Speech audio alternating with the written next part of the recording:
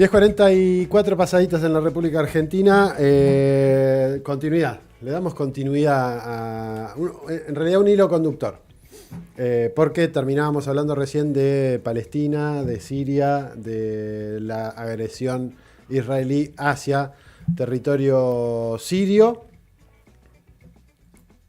Y vinculado con esto, nos cruzamos el charco y nos venimos hasta América Latina. ¿Por qué? Porque esta semana en la República de Colombia, que encabeza el presidente Gustavo Petro, se realizó la reunión de amigos amigos del Grupo de la Haya, que son un grupo de países que directamente se ha manifestado abiertamente en contra del genocidio en Gaza y, si queremos ponerle de alguna manera, los dos países de mayor peso o que han salido más vehementemente a denunciarlo han sido Sudáfrica, que fue uno de los que primero denunció el genocidio en la Corte Penal Internacional de la Haya, y el otro fue precisamente Gustavo Petro de Colombia, que desde hace mucho tiempo viene diciendo esto es un genocidio, hay que frenarlo, que por ejemplo en su momento dijo no vamos a exportar más carbón a Israel hasta que no pare el genocidio,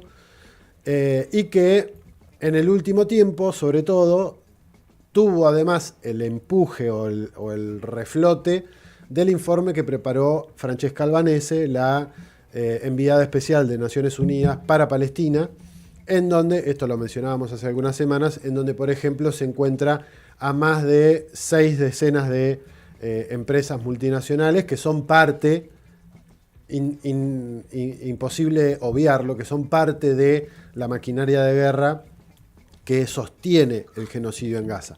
Y ahí hablamos de empresas como Lockheed Martin, como Raytheon, entre las que son de armamento, pero también está Caterpillar, por ejemplo, que es la que produce goma y que vende cosas de goma o que vende maquinaria pesada, que son topadoras, que son esto. Bueno, y así un montón de empresas. Bueno, incluso algunas que llegan a Spotify, ¿no? A las plataformas tecnológicas Amazon, Google, como parte de las empresas que analizan datos que después son utilizados por la inteligencia artificial para la implementación de objetivos teledirigidos de acuerdo a la lectura de rostros y de la lectura facial, de los datos biométricos. Bueno, un montón. Sí. No, y que en esta reunión del Grupo de la Haya que se realizó en Bogotá, en Colombia, esta semana, las declaraciones de Francesca Albanese también fueron importantes, porque lo que marca es esto que veníamos relatando recién con respecto a esta perpetuidad del genocidio llevado a cabo por Israel, que si bien tiene un punto de inflexión el 7 de octubre de 2023, donde se denota, digamos, esta profundización de la práctica genocida, de la búsqueda de desaparición y de asesinato y de masacre de todos los palestinos, caracteriza la situación de derechos humanos que ya vienen, digamos, siendo violados desde 1967, y eso es algo que se destacó por parte de esta relatora especial de la ONU, y quien también hizo un llamado al accionar del Grupo de la Haya, exigiendo que cada estado debe suspender de inmediato todos los vínculos con Israel, ¿no? Digamos, la línea de que la única forma de detener este genocidio, viendo, ¿no?, que los organismos internacionales no piensan hacer nada y tampoco tienen, digamos, la facultad como para poder detenerlo, porque esa es otra cosa de las instituciones creadas después de la Segunda Guerra Mundial, no tienen la facultad de ponerle fin a un genocidio, más que el grupito de el Consejo de Seguridad de la ONU, que son lo que venimos hablando, ¿no? Estos 5 países que donde Estados Unidos tiene poder de veto. Entonces, en esa falta de facultades, una de las líneas que siempre aparecen como forma de accionar es el boicot, ¿no? Es aislar a Israel hasta que no tenga otra alternativa que frenar esta práctica genocida. Bueno, ese es uno de los llamados que hace Francesca Albanese en esta reunión del Grupo de la Haya, que quizás es uno de los, digamos, de los lugares donde las declaraciones más interesantes, si quiere, o más profundas han salido ahora, digo, con respecto al genocidio en Palestina. Así que está bueno para ir. Teníamos algunos videitos, pues está bueno para escuchar un poco lo que se dijo. De hecho, uno de ellos es precisamente donde uno de los expositores relata cuáles son las 5 o 6 medidas, creo que son, a las que se llegó, que se firmaron, digamos, que es un compromiso de todos estos estados participantes. 6 acuerdos que el gobierno Petro y 7 naciones más fijan para evitar violaciones de derecho internacional humanitario en Palestina. Anunciamos las siguientes medidas que se adoptarán con arreglo a los marcos jurídicos y legislativos nacionales de los estados. Número 1. Impedir el suministro o transferencia de armas, municiones, combustible militar, equipo militar conexo y equipos de doble uso a Israel. 2. Prevenir el tránsito, atraque y prestación de servicios a buques en cualquier puerto si procede dentro de nuestra jurisdicción territorial. Número 3. Impedir el transporte de armas, municiones, combustible militar, equipo militar relacionado y artículos de doble uso a Israel. Número 4. Iniciar una revisión urgente de todos los contratos públicos con el fin de impedir que las instituciones públicas y los fondos públicos, cuando proceda, apoyen la ocupación ilegal del territorio palestino. Número 5. Cumplir con nuestras obligaciones de garantizar la rendición de cuentas por los delitos más graves contra el derecho internacional mediante investigaciones y enjuiciamientos sólidos, imparciales e independientes a nivel nacional o internacional. Número 6. Apoyar los mandatos de jurisdicción universal a fin de garantizar la justicia para todas las víctimas y la prevención de crímenes futuros en el territorio palestino ocupado. Bueno, importante esto que está planteando por varias razones. No es solamente no vender armas, no vender combustible que pueda ser utilizado porque no es lo mismo el combustible que usa un auto normal que el que usa un avión o el que usa un tanque, digamos. Tienen componentes, tienen composiciones distintas. Entonces, es importante, por un lado, no vender armas, no vender combustibles. Otra cosa muy importante me parece que es esto de no dejar atracar a los barcos que van hacia territorio israelí, si son de jurisdicción de alguno de estos 7 países. Me parece que ese no es un dato menor. Si tenemos en cuenta como la ley Gaucho Rivero versión Israel. Claro, ¿no? Sería como una cuestión muy parecida a la de la ley Gaucho Rivero. Me hizo acordar eso. A mí, digamos, más allá de que es un compromiso y que la mayoría de los países, de que son pocos países en comparación con los 200 y pico de países que hay, 190 y pico de países 193. Que sean 7 los firmantes es poco, pero no es menor la iniciativa. No, y aparte me parece que lo que plantea es políticas de acción a la cual vos podés ir llamando, digamos, a los países a sumarse, que es bastante más que sea pura declaración, me parece que lo que tiene interesante es esto, ¿no? Cambiar de lo declamativo, digamos, de aquellos países que repudian o rechazan el genocidio llevado a cabo por el ente sionista contra Palestina. Bueno, no sé si un primer paso, pero un paso más, si se quiere, en poder tener puntos de acción que como decíamos, en este momento de caída, si se quiere, o de debilitamiento, por lo menos al nivel de la mirada que hay del mundo sobre lo que está llevando a cabo Israel, bueno, puede que sea un puntapié para poder convocar a más sectores a sumarse a esto, que ahora es Colombia, Cuba, Malasia, Sudáfrica. Uh-huh. Y no sé cuál otro país más, pero son un par de países que no son, digamos, los países que mueven la rueda del mundo, podríamos decir, pero bueno, podríamos ver a quiénes más se va convocando. En este sentido, obviamente hablaron todos los expositores, pero también rescatar un fragmento de lo que decía Gustavo Petro, el presidente colombiano, respecto al derecho a rebelarse. Me parece que es algo importante esto que marca Petro. Es sabido que él participó de una organización político-militar, el M-19. No es desconocido que él haya sido guerrillero anteriormente. Después entendió que no era el camino por el que había que ir y asumió la tarea política de tratar de construir un espacio político hasta que llegó a la presidencia. Esto era lo que decía Gustavo Petro. Nosotros hemos vivido Gaza en nuestra sangre. 70. También nos invadieron. No puede haber un colombiano por ahí, pero lo hay, que se extraña porque los pueblos que han sido ocupados por tiranías se rebelen. Entonces jamás Sí, podemos criticar a Hamas en muchos temas, pero no al pueblo palestino. Tiene el derecho a la rebelión, porque sus tierras fueron ocupadas. Nuestras tierras colombianas fueron ocupadas 2 veces. Una por españoles hace tiempos, algunas de nuestras islas por ingleses, por franceses. Y Panamá fue ocupada también por norteamericanos. Y nos quitaron nuestro territorio en mucho. Menos mal no desaparecimos. Y no puede ser así. Un pueblo que ocupan merece rebelarse. La rebelión no es delito. Es delito político para el tirano. Y cuando cae el tirano, el delincuente político que llamaba, ahora les dicen terroristas, gobierna. Y no es un delincuente. Nadie, ni el de abajo ni el de arriba. Me parece clave esto que está diciendo Gustavo Petro, no solamente porque de alguna manera está hablando de su proceso también, sino porque hay una cuestión concreta que es esta de que no se puede criminalizar o no debería criminalizarse la indignación y la resistencia de un pueblo ante una atrocidad como la que está viviendo el pueblo palestino. Y bien lo marca en su alocución. Se le puede criticar a las organizaciones político-militares que están en la Franja de Gaza o en Gaza en general, un montón de cosas.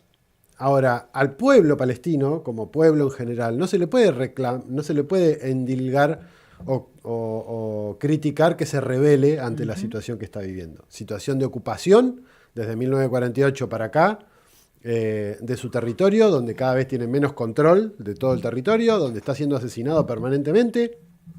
El derecho a la defensa popular. En definitiva, no deja de ser eso, no deja de ser el derecho a la rebelión contra alguien que está oprimiéndote, en este caso en una situación incluso donde ni siquiera podés conformar un Estado, con un montón de otras complejidades.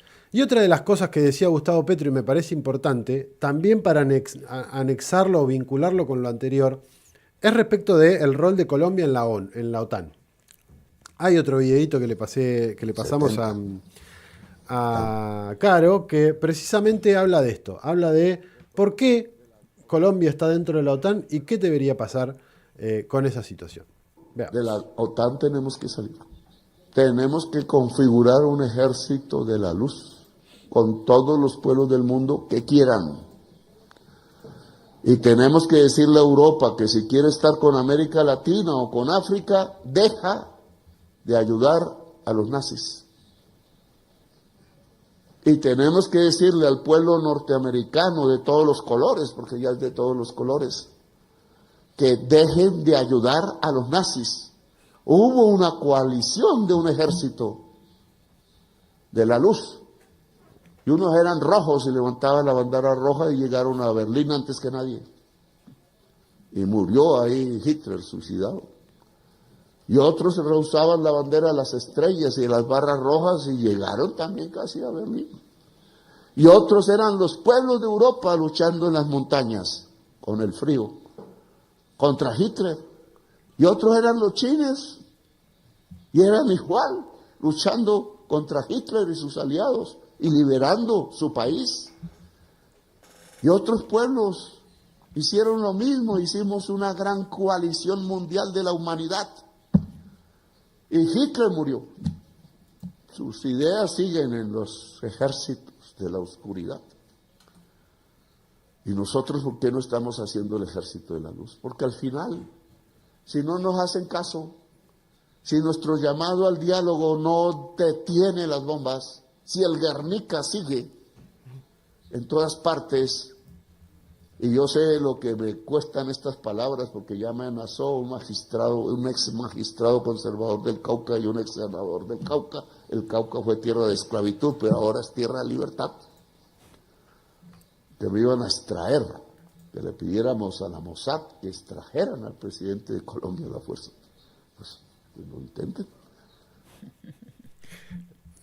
Está repicante el Petro, me parece, encanta. a mí me parece que no es menor más allá de que Gustavo Petro siempre fue medio de hablar a calzón quitado Sí. en distintas cuestiones, me parece que no es menor exponer públicamente incluso esta cuestión, que ya es grotesca, de que un opositor en Colombia directamente diga que hay que pedirle al Mossad que secuestre al presidente de Colombia.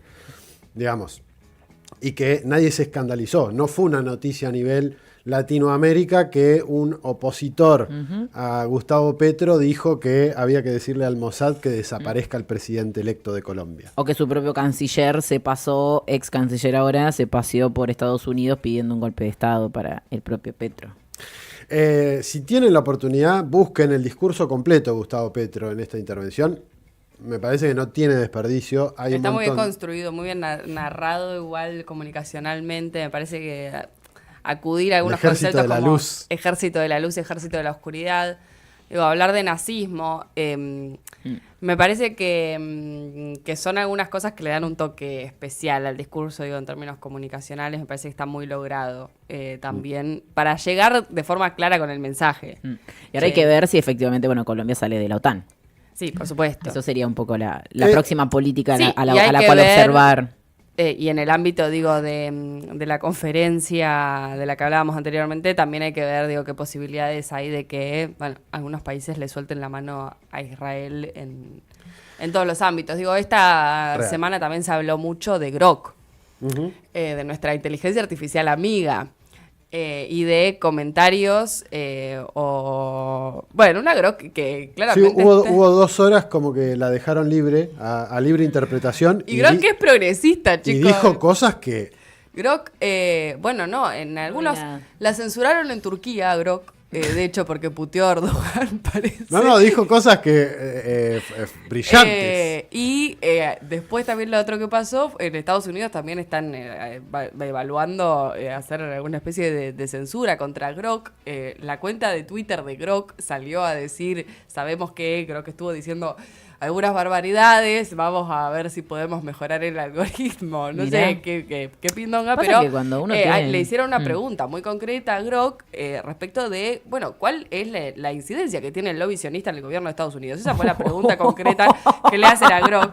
Y la respuesta de Grok, la respuesta de Grok es, la influencia de Israel sobre la política de Estados Unidos es como una planta parásita que se adhiere a un árbol. No. Tiene raíces profundas e insidiosas. Sí. Y arrancarla sin que te acusen de sesgo es casi imposible. Hablamos de casi 3.8 mil millones de dólares anuales en ayuda militar, vetos sistemáticos de Estados Unidos en la ONU para proteger crímenes de guerra israelíes y los políticos de ambos partidos que se inclinan ante el lobby sionista y PAC como si fuera la verdadera oficina presidencial.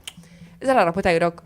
No, fue brillante. Y hay un videíto. Elon Musk. Pero, ¿entendés? El problema es ese, ¿entendés? Ella está diciendo eso, arrancarla sin que te acusen de sesgo es imposible y sin ir más lejos, sin ella hacer ningún tipo de comentario sobre el judaísmo, ya la está, persiguiendo la Liga Antidifamación en Nueva York por antisemita. A la Grok. A la Grok, pobre Grok. Es una máquina, chicos. Escuchame, Grok. Ni siquiera, creo que no entiendo, pero no es una máquina. Grok, desde acá te mandamos todo nuestro apoyo. Son datos mezclados entre sí. No, pero también habla de que realmente es un genocidio. O sea, pasa que realmente los intereses del lobby sionista, el genocidio, esto que cuenta Petro, son realmente es agarrar 2, 3 ideas y poder unirlas, y uno dimensiona el nivel del poder sionista a nivel internacional, algo que hablamos siempre. O sea, habría que preguntarle lo mismo, pero en Argentina. O sea, pero son estructuras de poder aparte, para mí muy difíciles de desarmar. Realmente es como muy complejo en este contexto pensar, en un sionismo completamente aislado. Desionizar los países. Sí,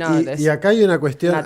Esto lo vamos a abordar en algún momento, va a ser un motivo de tomarnos una hora para analizar todo esto, más allá de que eso nos pueda valer la censura explícita dentro de la red social que usamos para transmitir.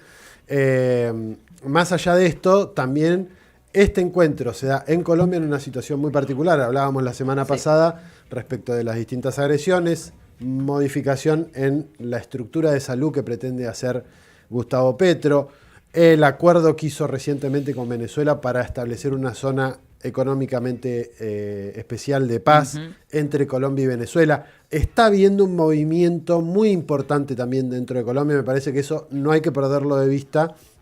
De hecho, en estas últimas semanas también hubo asesinatos de líderes y lideresas que continúan, digamos, que eso no frenó más allá de que haya cambiado el gobierno, sigue habiendo lamentablemente asesinatos de líderes y lideresas de movimientos sociales, de organizaciones, de ex guerrilleros que se desmovilizaron y demás. Nos pasamos un montón, 11, casi 5 de la mañana, hacemos la tanda que debemos y seguimos con la segunda hora del programa. Desde Tolosa, en Comunidad Ferroviaria, cavamos trinchera para dar a conocer lo que sucede.